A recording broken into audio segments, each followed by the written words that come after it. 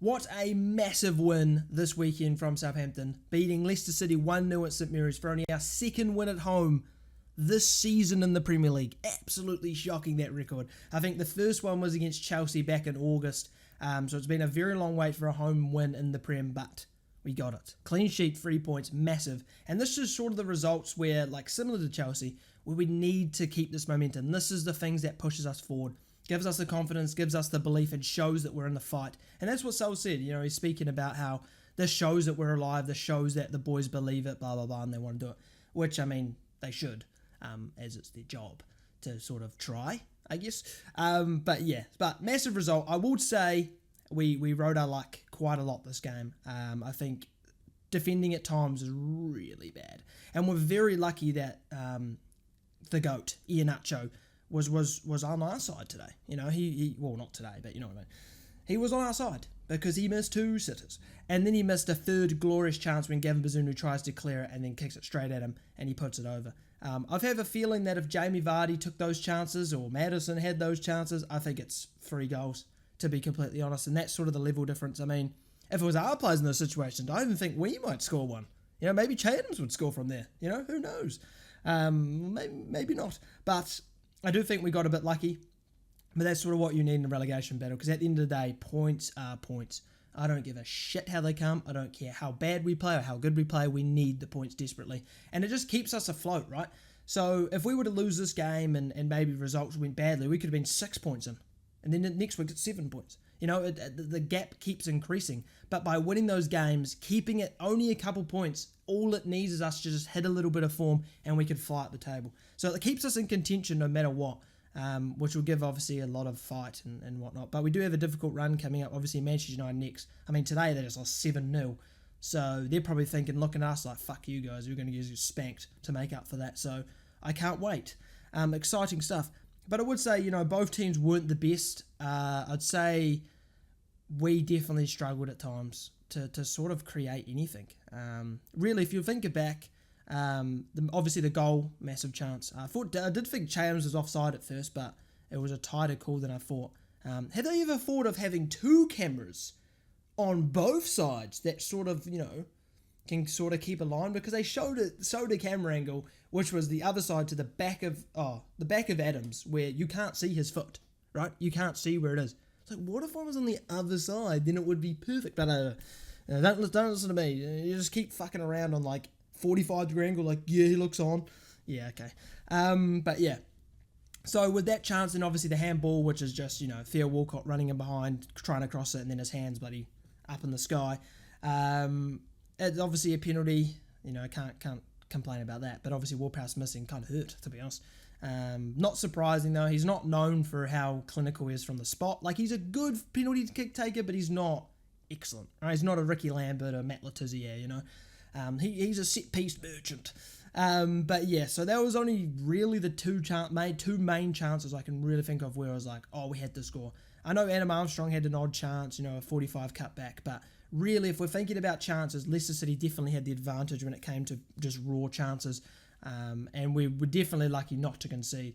But I would say Theo Walcott did well, surprisingly, because most time it's just shit from him, from El Nusi, from all of them. But yeah, I think Alcaraz had a great game. Obviously, preferably don't injure yourself while celebrating. That'd be a great thing. That'd be great for the club, actually, because now you may be injured and miss games, so that's cool. Levy obviously played well. I think Ward-Prowse is sort of in and out of the game. But that's sort of his role, though. His role is to dictate the game when we are in possession, and then it's like, well, we don't particularly have possession much, do we? So he can't always dictate the play. You know, you'd probably see him a lot more if he was in a system like Liverpool's or City's where they do dominate possession, and then you'd probably see a lot more of him on the ball. But obviously, him in the 10, you know, it worked for a couple of weeks, and then nah. He's more of a box-to-box. Alcaraz, I feel like, is natural at the 10. He felt natural watching him. And obviously, Levy is the natural defensive mid. So I think we do actually have a good trio in midfield there. I don't think they've played together that often, but, I mean, they were impressive, right? They were good in midfield. And I think Bednarek was okay. It's just the problem I have with Bednarek is it's sort of like, we've watched him for so many years, and he's made countless errors, countless stupid mistakes, right? And then people are now obviously jumping on him like, oh, how could you doubt Bednarek? Oh, he's another great performance. And it's like, do you just like, people are just like reactionary. Like, oh, well, he did well today, so let's forget about every other game he's played. Against Leeds, he's literally at fault for the goal. Like, obviously there's other players before him that are fuckwits as well. But him, in particular, was really stupid, right? Did you forget about that? Because we lost that game, and everyone was like, we're relegated. It's so reactionary from fans, and now we've got people, oh, yes, we're so happy, and then next week we'll lose to United, and then it'll be like, oh, we're relegated. Like, realise we aren't that good of a team that we're not going to win 3 in a row, 4 in a row, 5 in a row. Oh, maybe in 17 years' time when we get to the championship, well, promoted from the championship. But you got to realise that we do lose games. We are going to lose games. We're going to have losing streaks. And that shit happens. So we need to just like not be so reactionary. Now, obviously, you can criticise managers. You can criticise players. Yeah, that's fine. But it's sort of like people get so wound up in a person's performance. Like Gavin Bazunu against Chelsea was fucking excellent. Probably his best game he's played, and he was absolutely perfect. His game was perfect. And then the next week, get him out. McCarthy should play. He just played brilliant against Chelsea the week before, but now suddenly he's shit. And Leeds, he was shit, when it wasn't even his fault for the goal. This is the stupid criticism, and I didn't hear it when I was watching the game, but I heard on Twitter and stuff that people were booing Elanusi and booing Bednarik, right? If you watch the channel, you know I'm not a big fan of them, Yanni B and Mohamed the Goat Elanusi. I'm not a fan of either of them. I think they're very shit. I'll be completely honest, I don't think they're good footballers. But at the end of the day, they're in the team. We want Southampton to win, right? So why would you boo them? Now, you can watch my stream, and I was laughing when Lucy came in, like, no, please, he were Elanusi. But I'm not sitting there fucking... Because it's jokes, bruv. It is jokes. He's not a good player, fine. But Ruben Salas has put him on the pitch, you have to back him. It's as simple as that. People cannot be booing players that are coming off the fucking bench, who are starting. Are you purposely wanting them to play even worse? Come on. You've got to start supporting the players. And obviously, you know, there's people that have been shit and stuff like that. Elanusi is overall a bad player, same with Bednarik. But it's sort of like they in the team, you have to support them. It's as simple as that. It's like people actually want us downfall. They want Bednarik to score an own goal. They're like, begging, please, Bednarik, score an own goal so I can be proved right that I should boo you. That's stupid. Absolutely stupid. But yeah, so that reactionary thing needs to stop, and we need to just have our heads screwed in, because it is a fucking roller coaster, especially us as a club. We're very win-loss. It's very possible to go up and down like crazy, but the reactions need to relax, right? And people getting on players' backs for no reason. You know, as I said, Gavin Bazunu against Chelsea, brilliant. Everyone's sucking his dick, basically going, oh, Gavin Bazunu, fantastic. And then next week saying, he's shit, he should be dropped. And it's not like I'm speaking about two people. I'm speaking out of a majority of people that I see on both Facebook and YouTube and Twitter.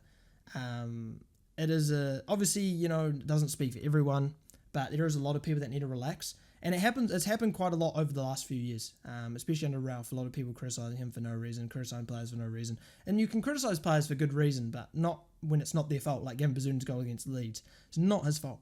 But yeah, that's that. I'll leave that there. But it's a massive win, and obviously we've got a tough schedule coming up, and obviously points are points. I don't care if we draw. We just need points. Keep the momentum going. Keep the points little by little. Keep increasing it. Put pressures on the other team. Because if we were to just bow out, the teams around us can relax more. But we don't want that. We want them to be tense. We want them to be scared that if they lose, they'll be in relegation. That's what we need. And that's the only way we can do it, is by putting pressure on them by winning games and winning points. So that's what we need to keep doing. Back the boys, back Sellers. I mean, overall, Sellers I'm happy how honest he is. I mean, it's a breath of fresh air from Twat Jones, statistically best of Europe, or whatever the fucking idiot. Right? It's a nice fresh of air. He's speaking how he should. He's honest. He's demanding more from his players, which is fine. I saw that he criticised Lavia, and then everyone's like, what the fuck? It's saying what Nathan Jones said, and then it fully came out what he said. It wasn't just Lavia hasn't been the best or whatever.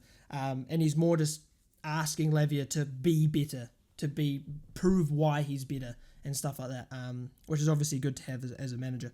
So yeah, back the boys, and we go against United. I think it's away, right? We may be in for a difficult game due to the fact they lost 7-0, and they might be wanting to spank us to make up for it, but we'll see. Like, subscribe if you enjoyed, and hopefully we'll beat United. You can dream, right? Bit of optimism, bit of hope.